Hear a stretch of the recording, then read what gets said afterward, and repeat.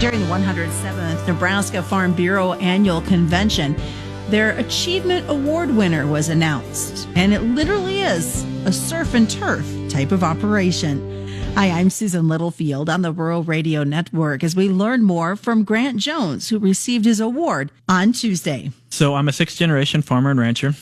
We homesteaded in Chase County in 1894. So to go 6 generations and to get this award, kind of at this time, it's been a lot for my family. Even my grandfather, when I told him, he didn't have a lot to say, to be honest, because it just caught him off guard.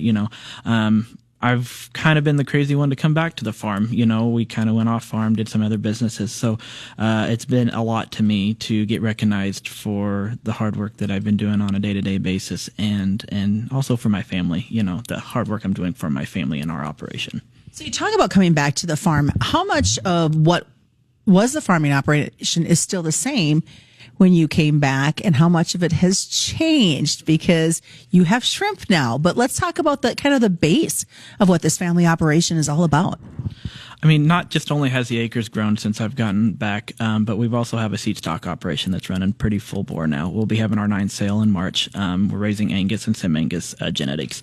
So I kind of grew that. That was kind of my crazy idea. That is definitely why I have the "Don't give up on your stupid dreams" quote on my mirror, and I see that every morning.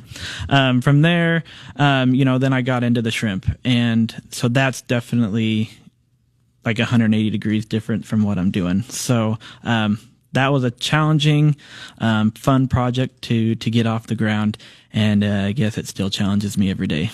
How does a rancher from Chase County fall into raising shrimp? So I got home in 2014 from the University of Nebraska. I wanted to diversify our operation, make something a little bit of my own, right? And so I really just started thinking, and chickens was one of the first things that came up, but I'm way too far west, and to be honest, chickens probably is not my favorite animal to raise. And so from there, I finally found an article in 2017 in a magazine about turning hog farms into shrimp barns. And so that's when the idea, I guess, hatched and started. And in 2020, I got my first batch of PLs. And like I always like to say, they came on April Fool's Day. So that's kind of a little kick to that story. So how does one raise shrimp? Let's talk about the process. So the PLs, which is post larvae, they come out of the nurseries either in Texas or Florida.